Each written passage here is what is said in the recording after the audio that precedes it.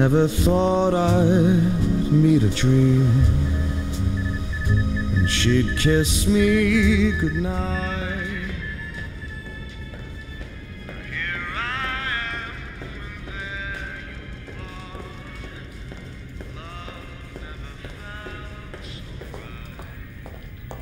Bonsoir, Annie. Bonsoir, Fiona. Ah, Annie, au fait, tu penses aller au Bluebell ce soir? Non, pas ce soir. Je suis fatiguée. Tu vas te coucher tôt? Il n'est pas si tôt que ça. À demain.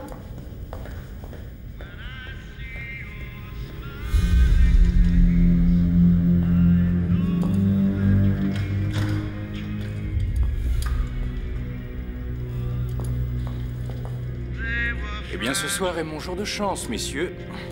Je vous adresse tous mes remerciements pour avoir vidé vos poches et contribué, je peux vous le certifier, à la plus noble des causes.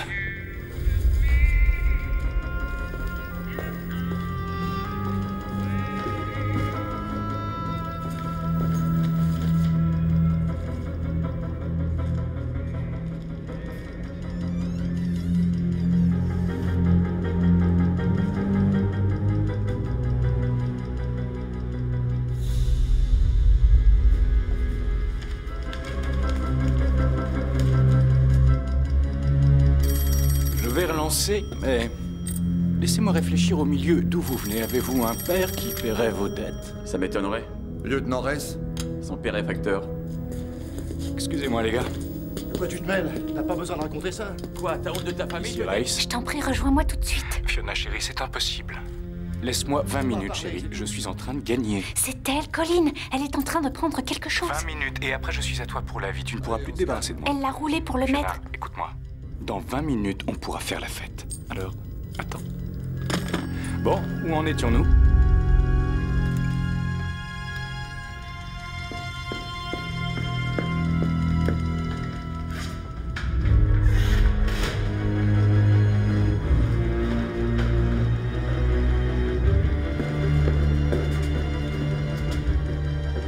Bonsoir. Bonsoir, madame.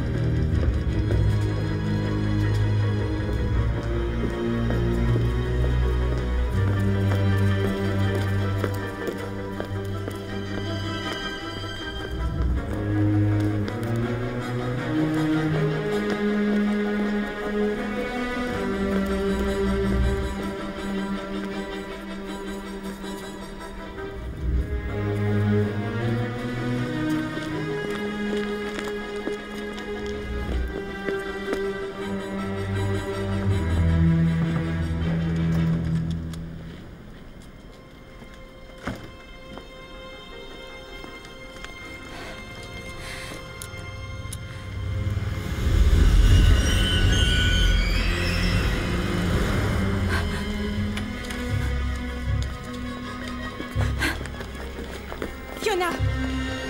Fiona, reviens! Fiona! Fiona, reviens! Fiona! Stop! Viens par ici! Qu'est-ce que tu comptes faire? Je t'ai vu prendre des papiers. Tu vas venir avec nous! Laisse-moi tranquille. Stop, s'il vous plaît. Arrêtez. Mon Dieu! Un accident! Vite, appelez les secours!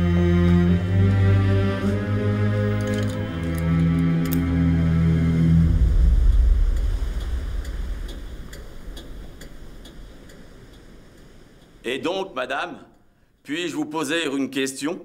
Vous pouvez, mais je peux ne pas répondre.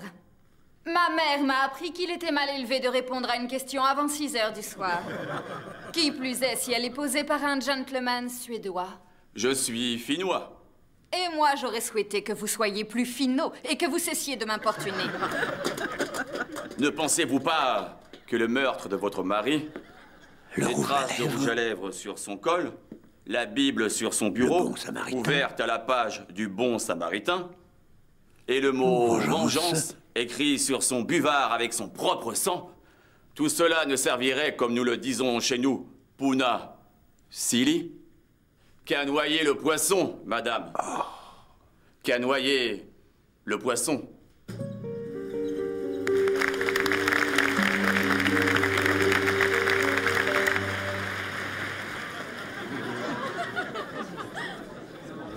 Ça vous a plu?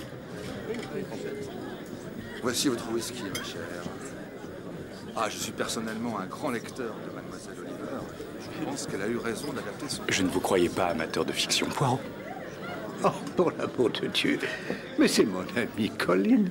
Mais cela fait si longtemps. Bonsoir, monsieur. Comment va votre père, mon bon ami, le colonel Reyes? Il se porte très bien. Ah, il profite de sa retraite, comme on dit. Un whisky pour mon jeune ami, s'il vous plaît. Je vous remercie. Mesdames et messieurs, veuillez regagner vos places, s'il vous plaît. J'ai besoin de votre aide. Mais je vous l'offre. Je comprends que cette rencontre n'a rien d'une coïncidence. J'imagine que vous êtes passé à mon appartement et que Georges, mon valet, vous a dit où vous pouviez me trouver. Mais si je peux me permettre, vous avez l'air de quelqu'un qui vient de parcourir une longue distance. Douvres. Ah, pourrait-on parler après le dernier acte? Je ne voudrais pas vous gâcher la fin de la pièce. Ah non, non, non, pour Poirot, la pièce est déjà terminée. Avec ma chère amie Madame Oliver, le mystère n'est jamais très compliqué. Non, non, non, elle n'arrive pas à la cheville de quelqu'un comme, par exemple, Monsieur Gary Gregson. Connaissez-vous ces romans policiers? Bien évidemment. Alors trouvons un endroit pour nous asseoir et vous me permettrez de vous aider, mon ami. Il y a une jeune fille à Douvres. Ah. Elle travaille comme dactylographe dans un de ces bureaux de secrétariat où on tape des documents. Vous appelez et vous réservez une dactylo pour 1 heure ou plus, si vous voulez. Oui. Et comment s'appelle-t-elle? Sheila Webb. Vous allez bien? Oui, oui. Poirot vous écoute. Alors voilà. Hier, il est arrivé quelque chose de très étrange à Sheila Webb.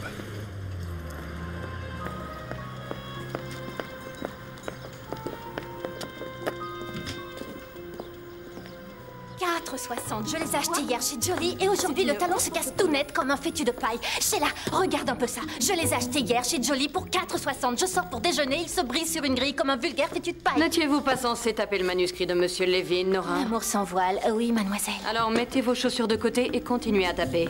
Mademoiselle Webb, je peux vous parler? Il était sous l'emprise du désir et de ses mains frénétiques, il se mit à déchirer le fragile tissu recouvrant sa poitrine. Et il a renversé sur le canapé du savon. Quoi? J'ai un appel d'une mademoiselle Peb Marsh qui veut une sténographe pour 3 heures. C'est vous qu'elle a demandé en particulier. Avez-vous déjà travaillé pour elle? Non, pas que je me souvienne, mademoiselle Martindale. 19 Wilbraham Crescent. Je n'y suis jamais allée. En tout cas, c'est vous qu'elle veut. À 3 heures. Vous avez d'autres rendez-vous, peut-être? Oh oui. Le professeur Purdy, à 5 heures à l'hôtel du château. Service de secrétariat Cavendish, 1 seconde s'il vous plaît. Sheila, elle a aussi dit que si elle n'était pas là, la porte ne serait pas verrouillée. Vous pourrez entrer pour l'attendre. Oui, je vous écoute. Que puis-je faire pour vous? Sheila se rend donc là-bas, elle ne reconnaît vraiment pas l'endroit. Wilbraham Crescent est une rue en croissant, comme son nom l'indique, éloignée du front de mer, où chaque résident se tient à l'écart des autres.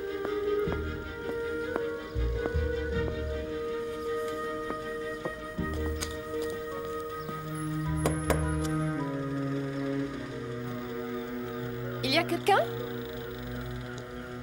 Mademoiselle Peb Marsh?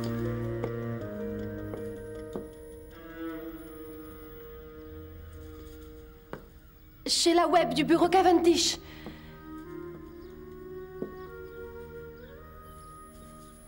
Mademoiselle Peb Marsh, si ça vous va, je vais m'asseoir dans le salon.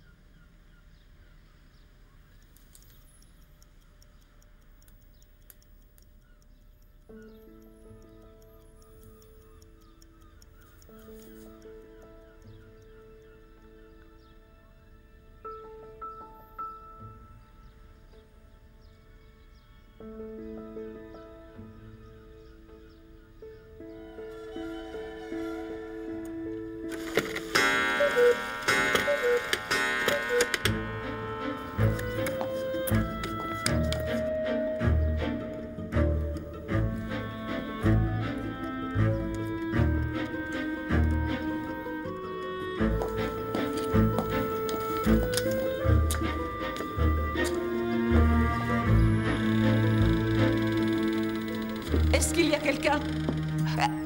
Est-ce qu'il y a quelqu'un chez moi? Répondez! Je sais qu'il y a quelqu'un dans mon salon. Qui êtes-vous? Il est mort, attention, ne lui marchez pas dessus. Qui êtes-vous?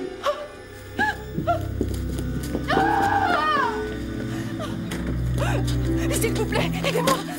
Qu'est-ce qu'il y a? C'est affreux. Il y a un homme là-dedans, il est mort sur le... Il y a un mort, c'est ça? Il est là. Il y a un mort dans cette maison. C'est ça. S'il vous plaît, Je aidez-moi. vais vous aider, ne vous en faites pas. Il y a un mort ici, au numéro 19. Poignardé. Ça va aller. On va entrer. Non, non, non. Bon, laissez-moi y aller seul et j'appellerai la police. Elle est là aussi. Qui? Mademoiselle Pep March. D'accord, vous allez vous asseoir ici et respirer. Restez ici, je m'occupe de tout.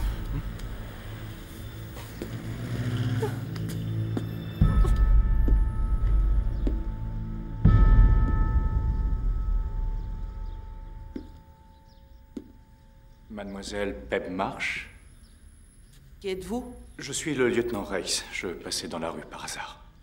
Il y a un homme mort derrière mon canapé.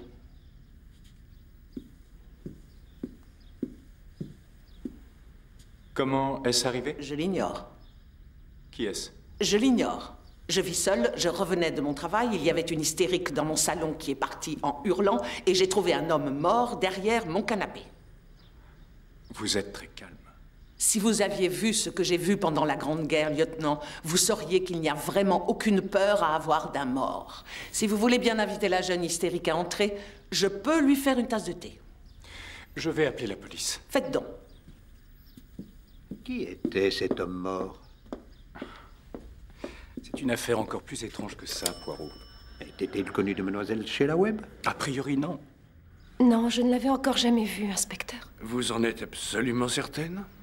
Mademoiselle Martindale m'a dit d'être là pour 3 heures et que je pouvais entrer. J'ai ensuite remarqué les pendules et j'ai cru que je m'étais trompée d'heure. Puis, juste avant l'arrivée de Mademoiselle Pep March, j'ai vu l'homme allongé. Aviez-vous déjà travaillé pour cette personne? Non. Et c'est ça qui est étrange. Elle m'a demandé, moi, personnellement, je ne sais pas comment elle me connaissait. Monsieur, on n'a pas pu trouver l'arme du crime. Il n'y a pas de couteau. C'est un certain R.H. Curry, compagnie métropolitaine d'assurance. Je ne le connaissais pas. Restez là.